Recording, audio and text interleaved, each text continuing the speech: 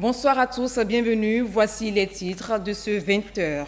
Les défis liés au changement climatique, à la croissance démographique et à la fluctuation des marchés internationaux n'auront pas raison de la quête de souveraineté alimentaire du Togo. Des stratégies déployées par le chef de l'État, Faure Essozinla Gnassingbé, permettent d'assurer la sécurité alimentaire dans le pays. Ces stratégies vous seront détaillées en début d'édition. L'ONG Cœur Solidaire et l'Université de Lomé disent non au harcèlement sexuel en milieu universitaire. Une conférence débat a permis aux étudiants de débattre du sujet et de mieux comprendre comment prévenir le phénomène. Ils sont invités à briser le silence autour du harcèlement sexuel. Et puis, le projet TIMO, travaux à haute intensité de main-d'œuvre, est en marche dans la commune Golfe 2. Plus de 500 personnes seront mobilisées avec l'appui du gouvernement pour mettre au propre cette commune. Une opération de curage de caniveau lance ces travaux d'assainissement. Et voilà pour les titres de ce 20h. La souveraineté alimentaire du Togo, une priorité du chef de l'État, Faure Essozinla Gnassingbé. Des stratégies sont mises en place pour y arriver, notamment des programmes d'appui aux producteurs, des mécanismes de stockage des denrées alimentaires et des projets d'investissement dans le secteur agricole. Ikwissala.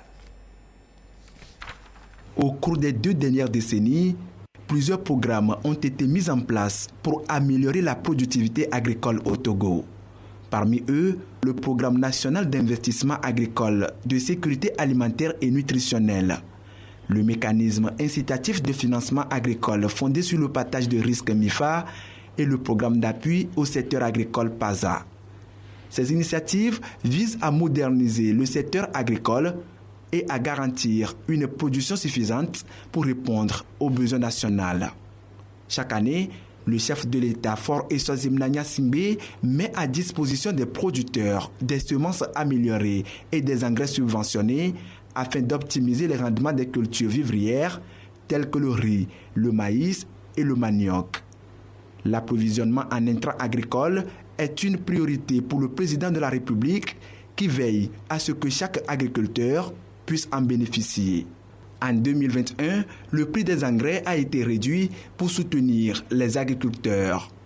Le sac de 50 kg était vendu à 12 500 francs CFA, un tarif inférieur à celui pratiqué dans la sous-région ouest-africaine.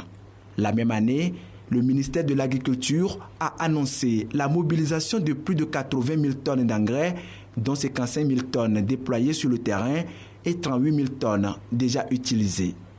En ce qui concerne les semences certifiées, 2566 tonnes de maïs, riz, soja, arachide, niébé et sésame ont été distribuées aux agriculteurs.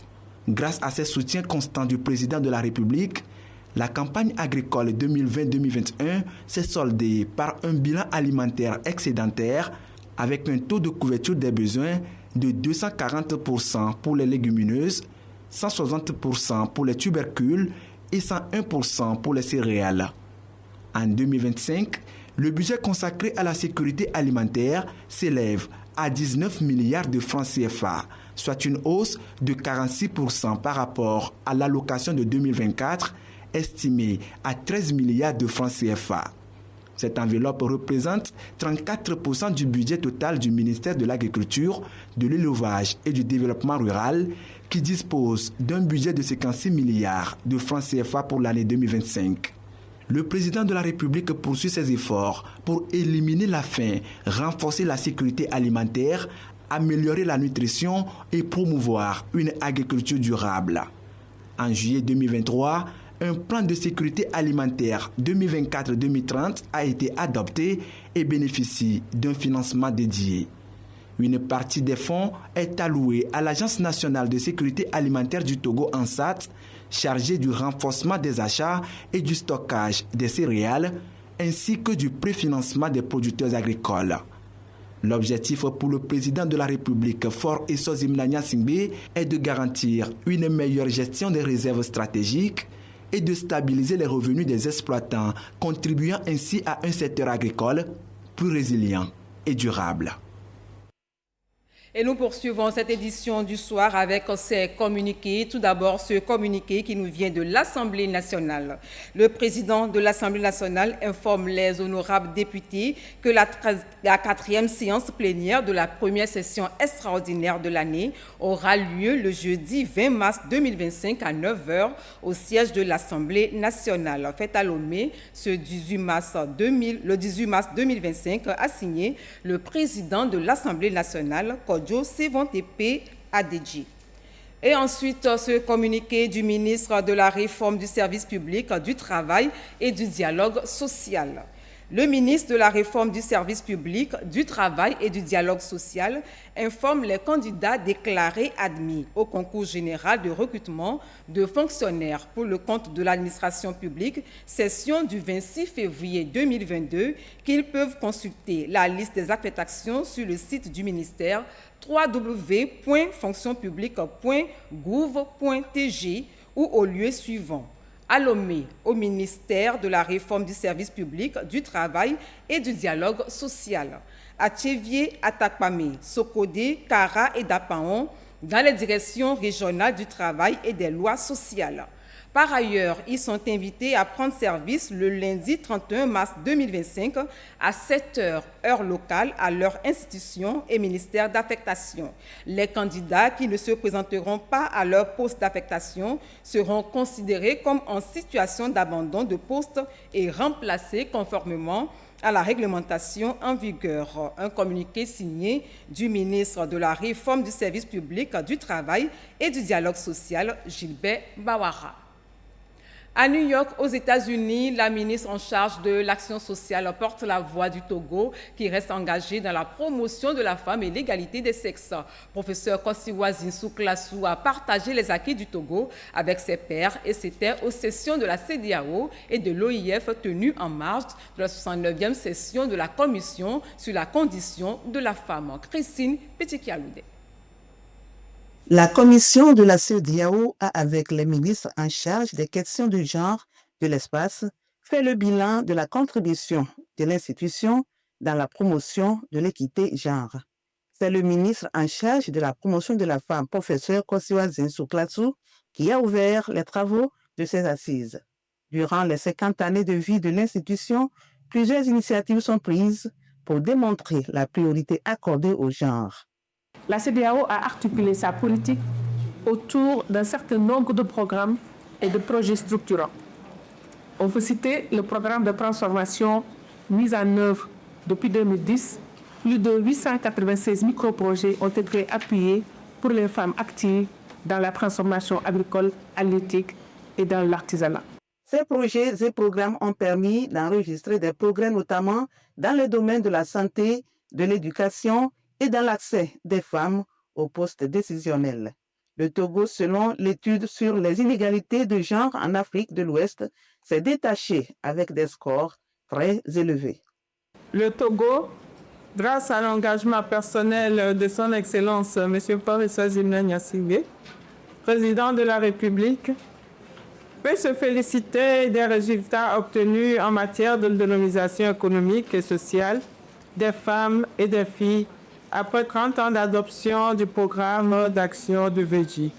En termes de perspectives, le Togo compte étendre et mettre à échelle les différentes mesures et programmes, sans oublier le renforcement de la prévention et de la lutte contre l'extrémisme violent, qui risque d'annihiler les efforts et les acquis en matière d'autonomisation de la femme et des jeunes. L'égalité de genre reste une condition essentielle pour la prospérité des nations et pour atteindre cet objectif, la disponibilité des données quantifiables en temps réel est nécessaire. ECOWAS Gender Barometer, un outil d'analyse et de suivi des progrès en matière d'égalité hommes-femmes ici présenté, va aider à corriger les inégalités, paramétrer les programmes pour intégrer la dimension genre. Toujours en marge de la 69e commission de la condition de la femme, un dîner d'échange sur la thématique Voix et vécu francophone a également permis aux ministres de mesurer les progrès réalisés, partager les expériences afin de nourrir l'ambition de la francophonie, celle d'une Afrique apaisée où la femme pourra librement participer au développement de son pays.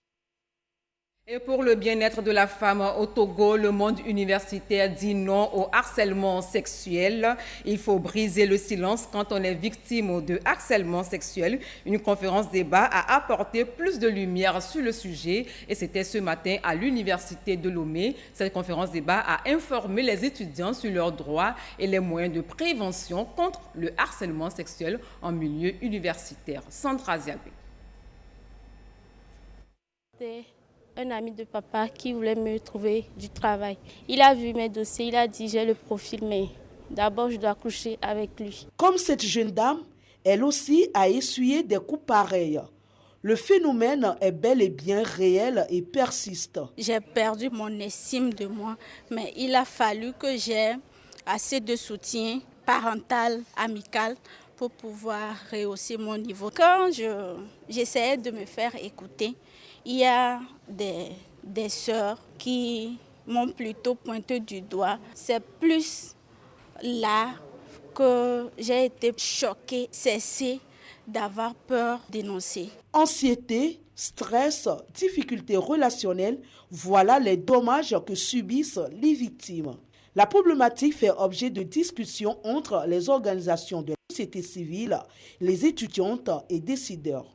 D'une seule voix, ils font front et s'attaquent à ce fléau qui freine l'épanouissement, voire l'autonomisation de la fille et de la femme. Elles sont outillées pour détecter à temps le fléau, pour le prévenir et le freiner. Ce qu'il y a toujours des propos déplacés, des comportements inappropriés. Le cas d'une étudiante en 3e année de sociaux et à qui il manquait une seule note pour valider et obtenir son diplôme. Et elle a fait plus de 3 ans, elle n'a jamais validé la seule note. Le professeur a dit, elle sait ce qu'elle doit faire, prévenir sans parler.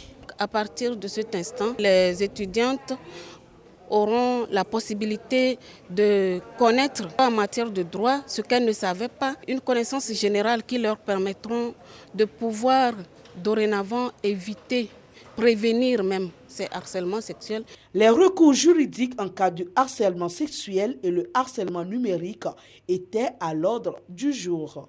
Tolérance zéro, c'est désormais la part réservée aux pratiques du harcèlement sexuel au sein du temple du savoir. À l'université ou au travail, le harcèlement sexuel est puni. L'État a pris des dispositions. Que dit le Code du travail sur le harcèlement sexuel en milieu de travail? Sandra Aziabé. Le harcèlement sexuel est toute forme de pression grave dans le but d'obtenir un acte sexuel au profit de l'auteur des faits. Un phénomène qui engendre des préjudices aux victimes. Malheureusement, il est présent dans les milieux scolaires, extrascolaires et professionnels. Au Togo, pour mettre fin au harcèlement sexuel et à tous les niveaux et mieux protéger les citoyens, la loi 2022-020 portant protection des apprenants contre les violences sexuelles à son article 19 et un arrêté pris le 2 février 2024 par le ministère en charge de la fonction publique et du travail constitue un arsenal juridique devant décourager la pratique. Toute personne peut être victime de harcèlement sexuel. La plupart du temps, c'est la gente féminine qui est victime de cette infraction. Nous avons les tests législatifs, et à savoir le code pénal, et le code de l'enfant, la loi 2022 qui dit que lorsque vous êtes harcelé dans le cadre du travail, vous pouvez abandonner votre poste sans préavis et il ne vous sera pas demandé de payer des dommages-intérêts. La loi offre des possibilités de recours aux victimes. Sur le plan judiciaire, porter plainte. Il y a le 82-50, le 82-84 pour permettre aux victimes de harcèlement sexuel de pouvoir porter plainte. Mais force est de constater qu'il y a le silence. Et pour cette infraction, le silence, pourquoi? Parce que les victimes ont peur. des représailles. Il n'y a pas une plainte qui peut arriver au tribunal et on va dire on ne va pas la traiter parce que c'est elle, la personne qui a harcelé, est une personne hautement placée. Non, et la justice fait son travail, mais seulement que nous manquons de plaintes ou bien et parfois il est difficile de caractériser cette infraction. Il faut aussi se demander quelle est la limite entre les avances et le harcèlement sexuel. Le Code du travail interdit et exige qu'aucun employé ne doit être rejeté ou sanctionné pour avoir refusé les agissements de harcèlement de l'employeur, de ses représentants ou de toute autre personne. Les contrevenants sont passibles d'une amende de 100 000 à 1 million de francs CFA et la durée d'une peine d'emprisonnement allant de 3 mois à 6 mois ou une de ces peines. En cas de récidive, la peine est doublée. Des dispositions pénales sont également prévues pour des allégations fausses portées. La prise de contact continue. Le gouverneur de la région des Plateaux, général Maganaoui Dadja, était en visite à l'unité de la NSCT, Nouvelle Société Cotonnière du Togo, implantée sur son territoire. Sylvain Rabdou. Dans cette salle, le gouverneur de la région des Plateaux. Il est ici en visite à l'usine de transformation de coton-graines de la Nouvelle Société Cotonnière du Togo. Cette usine est implantée depuis plusieurs années et est chargée de la transformation du coton-graines en fibres. Une unité dont le processus de production a été présenté au gouverneur pour qu'il comprenne en détail le fonctionnement du système depuis les premières étapes jusqu'à l'obtention du produit fini. Le visiteur est simplement impressionné. J'ai entrepris cette visite pour voir un peu ce qui se fait et j'avoue que c'est avec beaucoup de satisfaction que j'ai découvert cette usine qui fait beaucoup de choses dans le cadre de la transformation du coton produit au Togo et dans la prise en charge surtout des besoins réels des paysans, des producteurs de coton. J'ai vu ici à la pesée un représentant des communautés, un représentant des GPC. Je crois que ça renforcerait un peu plus le lien de confiance qui devrait exister entre la nouvelle société cotonnière et les producteurs. Dans cette unité, des règles ont été bel et bien établies pour le respect de certaines normes. Je voudrais aussi apprécier, ça il faut le dire, toutes les mesures de sécurité qui sont prises dans l'usine et qui donnent aussi beaucoup plus de confiance au personnel qui y travaille et qui assure leur sécurité. J'ai vu des usines qui pourraient peut-être ouvrir un peu plus leurs portes aux jeunes, aux apprenants, notamment ceux des lycées techniques, ceux des collèges techniques, et peut-être même aux artisans locaux qui viendraient s'imprégner un peu plus de ce qui se fait ici et qui est d'une très grande qualité. Tous les départements ont été visités par le gouverneur dans la perspective de toucher du doigt toutes les réalités. Le site couvre une superficie de 56 hectares avec une capacité de production de 30 000 tonnes. Et parlons maintenant de risques de catastrophes en zone urbaine. Ils doivent être gérés au mieux. Les acteurs locaux sont en réflexion sur des solutions pour une meilleure gestion de ces catastrophes. Ils sont aidés dans leur réflexion par des experts et acteurs régionaux de l'espace CEDEAO dans le cadre du projet RIA. Norbert Bédanou. Sécheresse, vents violents, inondations et bien d'autres catastrophes liées au changement climatique affectent la plupart des villes d'Afrique de l'Ouest. Pour repenser l'approche du développement urbain et protéger les infrastructures, les acteurs locaux des villes de l'espace CEDEAO, les représentants de la société civile et du secteur académique ont vu leurs compétences renforcées en matière de gestion de risques urbains liés aux catastrophes. Nous, en tant qu'élus locaux, nous nous disons qu'il est important que nous puissions bénéficier des connaissances des experts sur de pareilles thématiques et aussi de partager des expériences avec les autres collectivités territoriales qui ont vécu et résolu les problèmes liés justement à ces risques divers. À travers le projet Initiative de la résilience en Afrique RIA de la coopération allemande, la GIZ compte créer une plateforme de partage de savoir pour les villes de la région CEDEAO.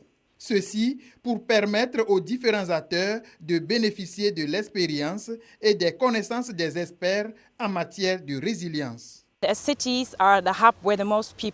D'ici les années à venir, les villes urbaines en Afrique vont connaître un grand développement avec les populations qui vont beaucoup vivre dans les villes. Donc nous voulons nous concentrer sur les zones urbaines. C'est dans ce cadre que le projet RIA, géré par la GIZ, veut organiser cet atelier. Nous allons discuter des différentes approches de financement, de travail avec les organisations de la société civile, les ONG, et également nous verrons comment rendre les villes africaines résilientes à l'avenir. L'urbanisation rapide en Afrique subsaharienne accroît les vulnérabilités liées aux catastrophes naturelles. Il est impératif d'intégrer la gestion des risques dans les politiques urbaines, a souligné Dr Edo Komla, directeur de cabinet du ministre de l'Urbanisme, de l'Habitat et de la Réforme foncière. À l'issue des travaux, un plan d'action concret pour la gestion inclusive des risques de catastrophes sera élaboré pour promouvoir la résilience en Afrique de l'Ouest. Le projet TIMO, travaux à haute intensité de main-d'œuvre, est en marche dans la commune Golfe 2. 500 personnes seront mobilisées avec le soutien du gouvernement pour la mise au propre de cette commune. Le curage des caniveaux a déjà commencé. Attention, les images sont assez sensibles. Suivons ce compte rendu de Gisèle Kozona. C'est l'une des causes de l'inondation au Togo. La transformation en dépotoir des caniveaux d'évacuation d'eau.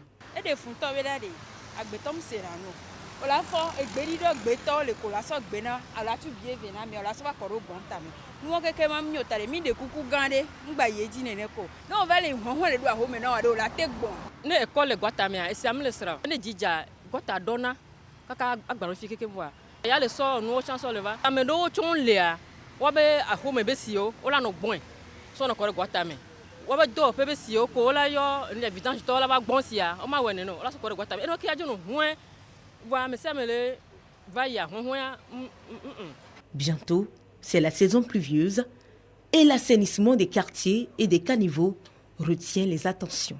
Le fait de jeter les ordures dans les caniveaux, le fait de venir faire quelque chose qui n'est pas normal, alors on leur a même dit d'aller se faire abonner et pour qu'on vienne chercher les ordures chez Dieu au lieu de venir chercher ça dans les caniveaux. Des caniveaux bien entretenus égale à une zone inondée de moins.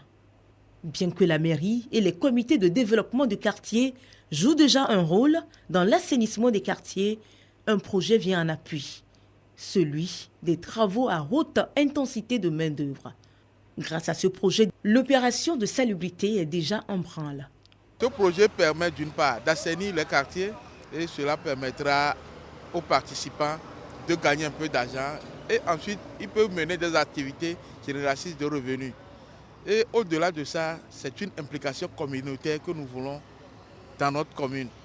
Que chaque citoyen de la commune Golfe 2 s'occupe de la salubrité de son milieu. Et après le curage de ces infrastructures d'assainissement, il y aura un nettoyage total de tous les quartiers de la commune.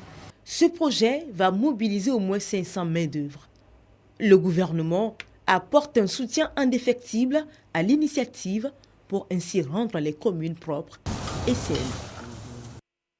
La BOAD a lancé une nouvelle opération de première cotation des obligations de la tranche mezzanine sur la période 2024-2031 d'un montant de 28 750 millions de francs CFA. Marie-Thérèse Nabédé. Il sonne exactement 9h45 au sein de la Banque ouest-africaine de développement BOAD. L'instant précis marque le début de la première cotation des obligations du Fonds commun de titrisation des créances FCTC-BOAD de l'IP 2024-2031. Cette opération de 160 milliards, dont une tranche mezzanine de 28 750 millions de francs CFA, permettra de capter les ressources provenant d'investisseurs institutionnels. Elle constitue la première opération pleinement tranchée dans l'Union économique et monétaire ouest-africaine, UEMOA. Ceci constitue en réalité la deuxième opération de la BOAD en termes de titrisation. Elle a un programme de 500 milliards et nous avons réalisé à date 310 milliards pour le compte de la BOAD.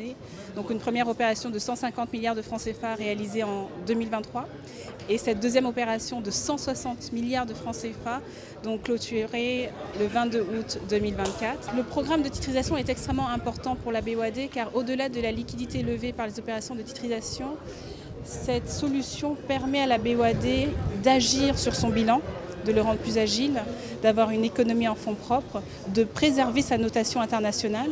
Selon le directeur général de la Bourse régionale des valeurs mobilières, BRVM, cette mobilisation de ressources va contribuer à l'élargissement des nouvelles perspectives pour le financement des États et du secteur privé de l'UEMOA en facilitant l'accès à des capitaux compétitifs pour des projets structurants.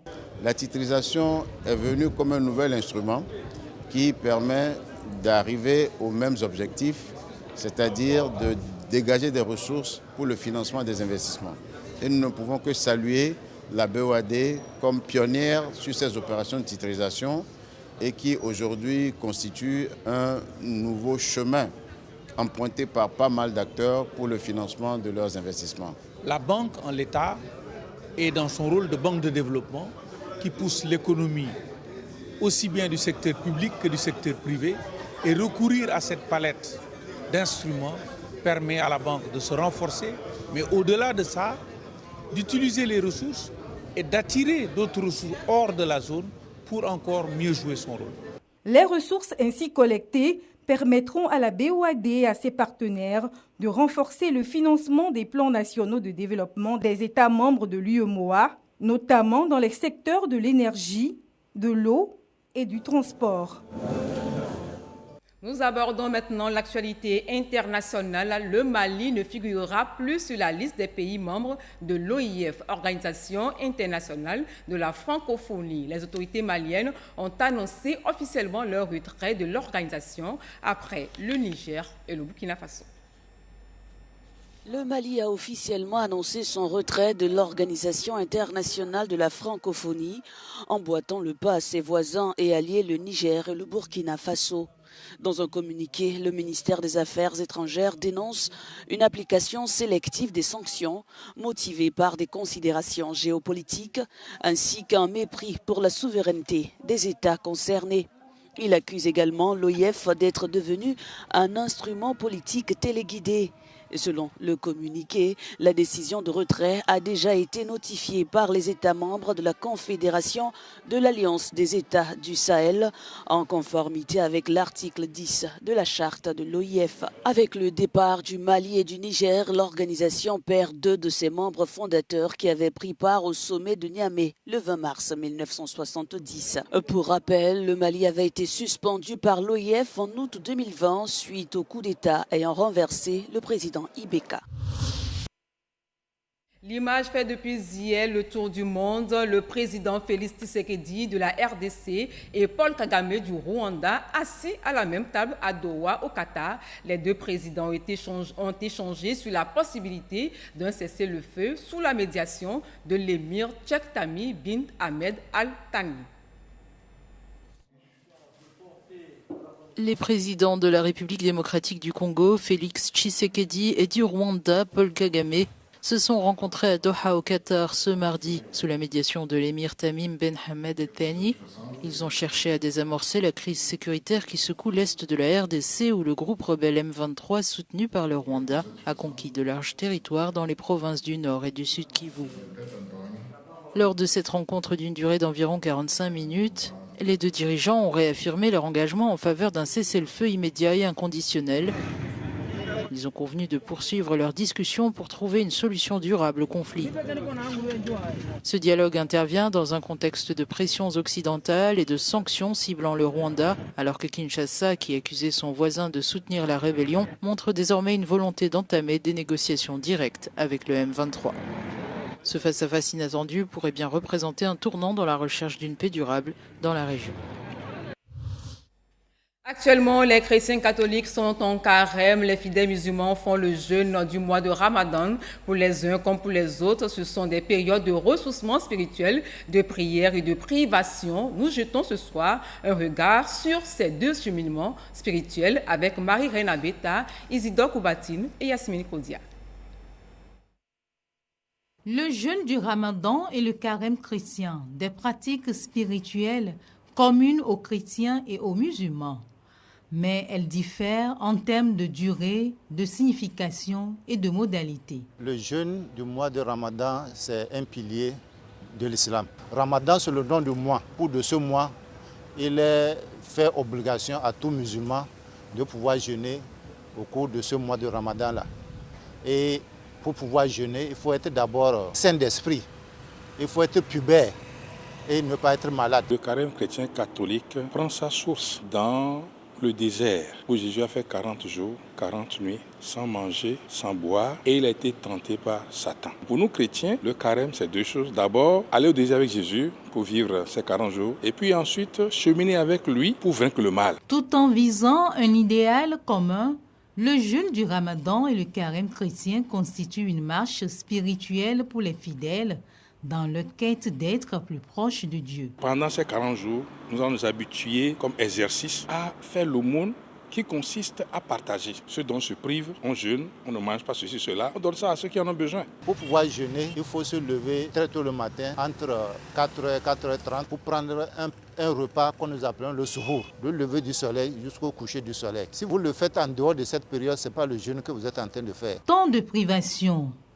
de conversion, de partage, instant sacré de prière et de renouvellement personnel. Un cheminement spirituel dont l'aboutissement semble unanime chez le chrétien catholique que chez le frère musulman. Ne pas manger de la viande les vendredis et ne pas boire de l'alcool, essayer de réduire un peu de l'alcool, mais tout cela aussi, il faut partager avec d'autres personnes. Si on doit faire 3 repas, qu'on fait un repas par jour, les 2 repas, il faut donner ça à quelqu'un d'autre.